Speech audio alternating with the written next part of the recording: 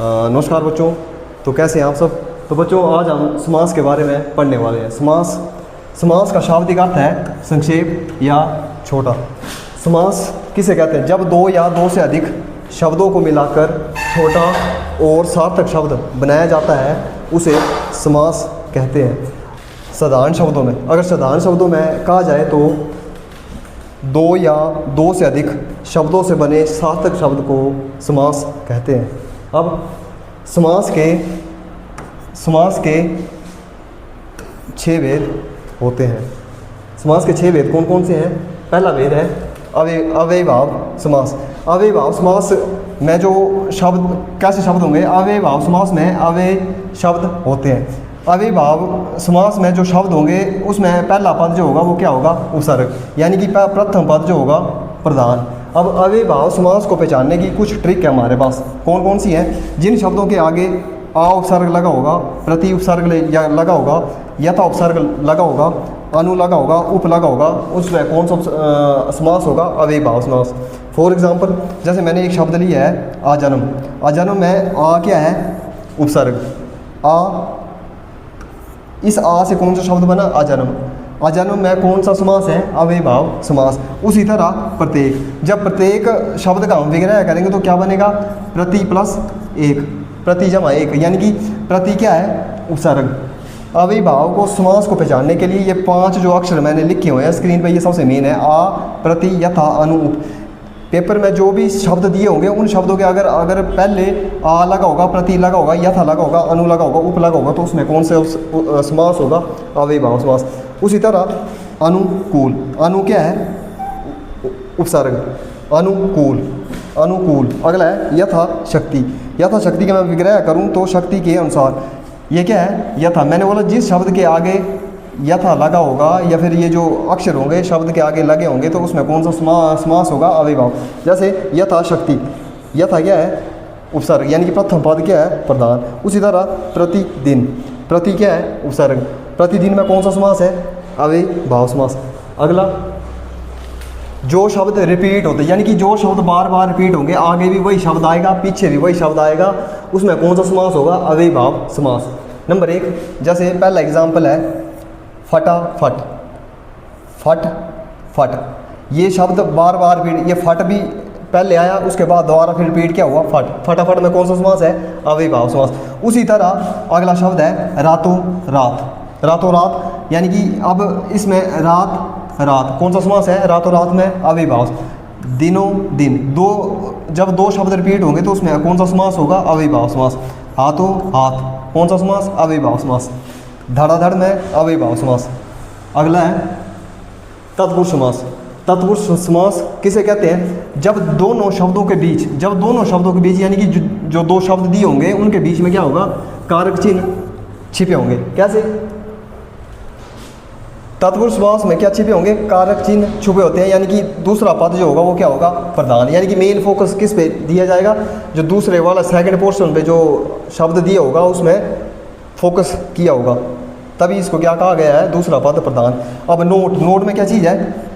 बच्चे इस पे फोकस करेंगे। Note, NOT, note. इसमें कर्ता तथा संबोधन कारक की विभक्ति नहीं ली जाएगी। तत्पुरुष समास में कर्ता तथा संबोधन कारक की विभक्ति चिन्ह नहीं लिए जाएंगे। किसके लिए जाएंगे? कर्म को करण से के द्वारा संप्रदान, को के लिए अपादान, से जुदाई संबंध, काके की अधिकरण, मैं पर। कर्म से लेकर अधिकरण के बीच में जितनी भी विभक्ति चिन्ह है वो जो होंगी वो किस में आएंगी? तत्पुरुष समास में। फॉर एग्जाम्पल पहला है यश प्राप्त। यश को प्राप्त, ये को क्या है? विभक्ति चिन्ह। अब ये विभक्ति चिन्ह को किस में आ रहा है? कर्म को, कर्म को। यश प्राप्त, यश को प्राप्त। उसी तरह जब भी शब्द दिए होंगे सर्वप्रिय, सर्वप्रिय का जब हम विग्रह करेंगे तो क्या बनेगा? सभी को प्रिय, को। विभक्ति चिन्ह क्या है? को। मनचा, मन से चा। राजपुत्र, राजा का पुत्र। रोग पीड़ित, रोग से पीड़ित। विभक्ति चिन्ह क्या लगा हुआ है? से। रसोई घर, रसोई के लिए घर। रसोई घर में कौन सा समास है? तत्पुरुष समास। कैसे?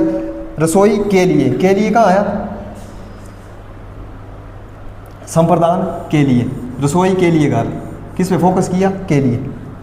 अगला है देशभक्ति, जब भी देश के लिए भक्ति होगी तो उसको क्या नाम दिया गया है, देशभक्ति। अब मंत्रियों की परिषद, जहाँ पर मंत्री बैठेंगे उस जगह को क्या कहा गया है, मंत्री परिषद। जहाँ बड़े सारे मंत्री बैठे होंगे वो कौन सी जगह थी, मंत्री परिषद। अगला है वनगमन, वन को गया हुआ व्यक्ति के लिए कौन सा शब्द बना है, वनगमन। उसी तरह शरणागत, शरण को आया हुआ यानी कि शरणागत। किस पे फोकस किया जा रहा है, कौन सी भक्ति चिन्ह लगी है, को। शोकाकुल, शोक से आकुल। जन्मांध, जन्म से अंधा, जन्म से अंधा व्यक्ति के लिए कौन सा शब्द दिया गया है, जन्मांध। धन से हीन, जिसके पास धन वैसे नहीं है उसके लिए कौन सा है, धनहीन। घोड़े पर सवार, पर विभक्ति चिन्ह किस में आ रही है, पर। अधिकरण मैं पर। घुड़सवार, घोड़े पर सवार। आत्मविश्वास, आत्मविश्वास, आत्मा पर विश्वास। तुलसी कृत, तुलसी द्वारा कृत। अगर हमारे जितने भी 6 विभक्ति चिन्ह दिए हुए हैं, टोटल विभक्ति चिन्ह कितने हैं, 8। 2 विभक्ति चिन्ह ऐसे हैं जिनको तत्पुरुष समास में शामिल नहीं किया गया है।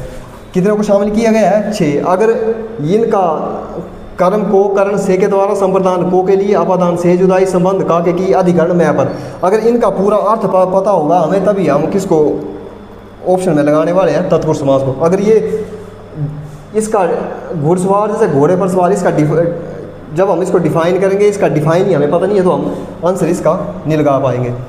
घुड़सवार, ये चीज़ आपको याद करनी पड़ेगी, घुड़सवार का विग्रह क्या होगा, घोड़े पर सवार। अगला है कर्मधारय समास। कर्मधारय समास और बहुब्रीहि समास ऐसे 2 समास है जिस पर बच्चों को क्या होगी, कन्फ्यूज़न। ये कन्फ्यूज़न हम कैसे क्लियर करने वाले हैं, कर्मधारय समास। कर्मधारय समास में जो पहला पद होगा यानी कि पहले नंबर पर जो अक्षर होगा, पहला पद क्या होगा, विशेषण। पहला पद विशेषण, लाल, काला, नीला, पीला, हरा, ये सारे क्या हैं, विशेषण। जो और दूसरा पद जो होगा वो क्या होगा, विशेष्य। दूसरा पद क्या होगा, विशेष्य। अब फॉर एग्जाम्पल मैं लिख रहा हूँ यहाँ काली मिर्च, ये क्या लिखा मैंने, काली मिर्च। मैंने बोला लाल, हरा, नीला, काला, पीला, जो भी रंग है वो क्या होंगे, विशेषण। ये मिर्च क्या है, जिस चीज़ की विशेषता बताई जाएगी वो क्या है, विशेष्य। ये क्या है, मैं बोलूँगा लाल कुर्सी, कुर्सी क्या है, विशेष है, क्योंकि कुर्सी किस में आ रही है, विशेष, जिसके बारे में हम स्पेसिफिकेशन बताने वाले हैं कुर्सी की। काली क्या है, विशेषण। इसके साथ ही अब कर्मधारय समास को पहचानने की कुछ ट्रिक है, क्या है, नोट। बच्चे इस पे फोकस करने वाले हैं, नोट। नोट यानी कि मेनली यूज़। कर्मधारय समास में किस चीज़ का यूज़ होने वाला है, नंबर 1 है जो, या तो जब शब्द का हम विग्रह करेंगे उसमें या तो है जो आएगा या फिर के समान शब्द आएगा। कैसे, अब पहला एग्जाम्पल है मेरे पास नील कमल। पहला एग्जाम्पल क्या है, नील कमल। अब जब मैं इस नील कमल का विग्रह करूँगा तो ये क्या बनेगा, नीला है जो कमल, है जो कमल। नील कमल यानी कि नीला है जो कमल। किस पे फोकस किया मैंने, है जो है, विग्रह करके क्या आया, है जो।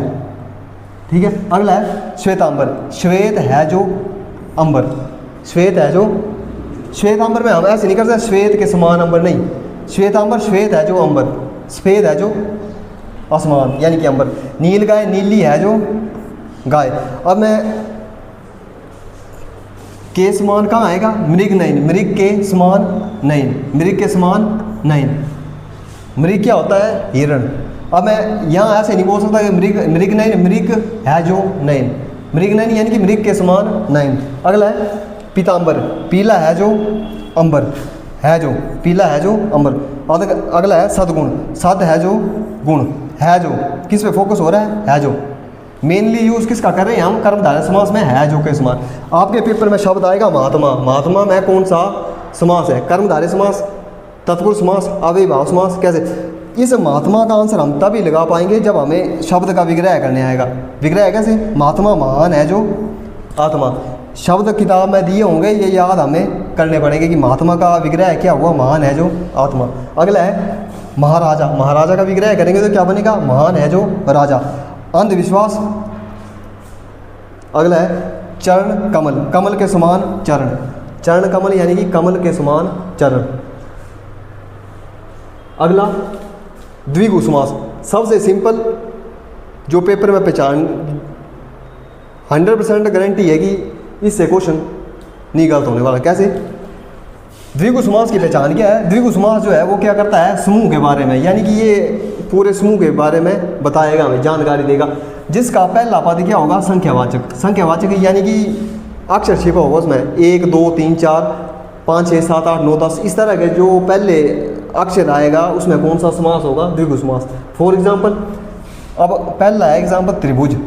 त्रिभुज किस पे फोकस, मैंने बोला कि जिसका पहला पद क्या होगा, संख्यावाचक। इसमें त्रिभुज में पहला पद क्या है, त्रि है ना, पहला पद त्रि। त्रि यानी कि 3, पहला पद संख्यावाचक। त्रिभुज में कौन सा समास है, द्विगु समास। नवग्रह, नव नव किसको बोलते हैं, 9 को, पहला पद संख्यावाचक। नवग्रह में कौन सा समास है, द्विगु समास। उसी तरह सप्त यानी कि 7, 7 में सप्तऋषि में कौन सा समास है, द्विगु समास। अगला है चौराह। चौराह मीन्स 4 राहों का समूह। कैसे? मान लो ये कोई जगह है जहाँ पर आकर चारों रास्ते एक जगह मिलेंगे, उसे क्या बोलेंगे हम, इस पॉइंट को क्या कहेंगे, चौराह। अगला है नवरात्र। नव मीन्स 9, नवरात्र मीन्स 9 रात्रों का समूह। अगला है चौमासा। चौमासा 4 महीनों का समूह। पहला पद क्या होगा, संख्यावाचक। संख्यावाचक यानी कि 4, समूह के बारे में बताता, महीनों का समूह, समूहवाचक, यानी कि कौन सा समास है, द्विगु समास। अठन्नी यानी कि 8, अष्टाध्यायी 8 अध्यायों का समूह। अब शताब्दी, शताब्दी का जब हम विग्रह करेंगे, शताब्दी मीन्स 100 वर्षों का समूह। शताब्दी मीन्स 100 वर्षों का समूह। शताब्दी में कौन सा समास है, द्विगु समास। अगला है त्रिवेणी। त्रिवेणी मीन्स 3 मीन्स 3। अगला है त्रिनेत्र। त्रिनेत्र में कौन, 3 मीन्स 3, द्विगु समास। दोपहर, दोपहर 2 मीन्स द्विगु समास। कई बार बहुब्रीहि समास, कर्मधारय समास और द्विगु समास के कुछ ऐसे शब्द हैं जो कन्फ्यूजन क्रिएट करते हैं। वो कैसे, लास्ट में बताऊंगा उसको मैं कैसे। अगला है द्वंद्व समास। द्वंद्व समास, अब बच्चे इस पे ध्यान देंगे। जब दो शब्दों के बीच में, जब दो शब्दों के बीच में, दो शब्द कैसे, पहला शब्द दूसरा शब्द, जब दो शब्दों के बीच में, इस पे गौर फरमाएंगे। जब दो शब्दों के बीच में क्या लगा होगा, योजक चिन्ह। योजक चिन्ह की पहचान, जहाँ पे बीच में माइनस लगा होगा, यानी कि इस वाले निशान को क्या कहेंगे, योजक चिन्ह। जब दो शब्दों के बीच में योजक चिन्ह लगा होता है तो वहाँ कौन सा समास होता है, द्वंद्व समास। और इसके अलावा या तो जब हम शब्द का विग्रह करेंगे, या तो उसमें विग्रह करने पर बीच में और आएगा, या फिर क्या आएगा, या। कैसे? जैसे माता पिता। माता पिता पेपर में आया दिया होगा, माता पिता में कौन सा समास है, बीच में क्या लगा होगा, योजक चिन्ह। सबसे आसान तरीका कौन सा समास है। लेकिन जब इस माता पिता को जब मैं विग्रह करूँगा तो क्या बनेगा, माता और पिता, माता और पिता, या फिर माता या पिता। भाई बहन में कौन सा समास है, बीच में योजक चिन्ह, द्वंद्व समास। जीवन मरण में द्वंद्व समास। राजा रानी में द्वंद्व समास।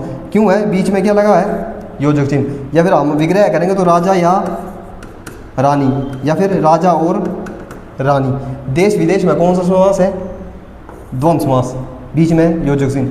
सुख दुख में कौन सा समास है, द्वंद्व समास। क्यों, बीच में क्या है, योजक चिन्ह। या फिर जब हम विग्रह करेंगे तो क्या बनेगा, सुख और दुख, या फिर सुख या दुख। सबसे आसान द्विगु समास और द्वंद्व समास। लेकिन 100% चांस है जो आपके एग्ज़ाम में कन्फ्यूज़न किस पे बनने वाला है, बहुब्रीहि समास में। कैसे, बहुब्रीहि समास। बहुब्रीहि समास वे समास है जिसमें जो किसी तीसरी वस्तु या व्यक्ति का बोध कराता है। बहुब्रीहि समास हमेशा किसका बोध कराएगा, तीसरी, जो थर्ड पर्सन इंडिकेट करेगा, यानी कि तीसरी वस्तु या व्यक्ति को का बोध कराएगा, उसमें कौन सा समास है, बहुब्रीहि समास। मेन की पॉइंट, अब यहाँ लिख रहा हूँ मैं की पॉइंट। जितने भी भगवान के नाम हैं वो किस में आएंगे, बहुब्रीहि समास में। इसको ध्यान से लिखना, भगवान के नाम। जितनी भी चीज़ें भगवान को इंडिकेट करेगी, भगवान के नाम आएंगे, उसमें कौन सा समास होगा? बहुब्रीहि समास।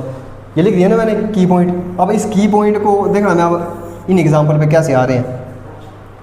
पहला है नीलकंठ।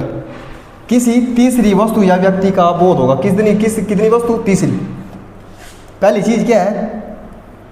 नीलकंठ। नीलकंठ। दूसरा क्या है? जब दूसरे नंबर पे हम नीलकंठ का विग्रह करेंगे तो क्या बनेगा? नीला है जिसका कंठ, बन गया दूसरा शब्द।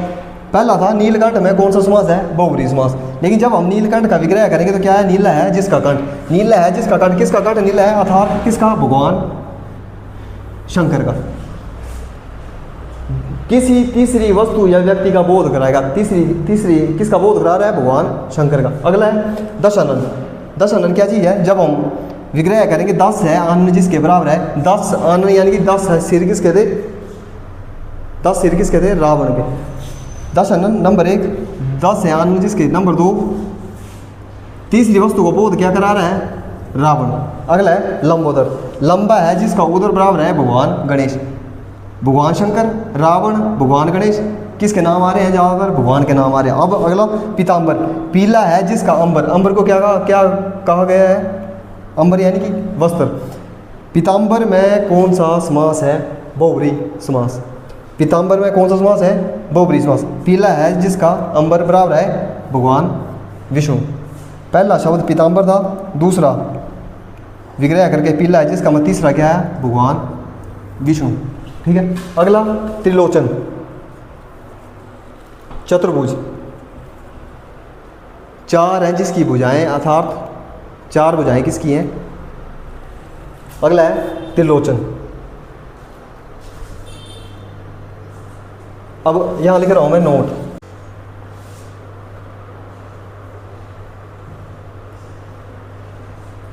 तो बच्चों ये थी आज का हमारा टॉपिक। अगर आपको मेरी वीडियो अच्छी लगे तो वीडियो को लाइक करें, कमेंट करें, शेयर करें और चैनल को सब्सक्राइब जरूर करें।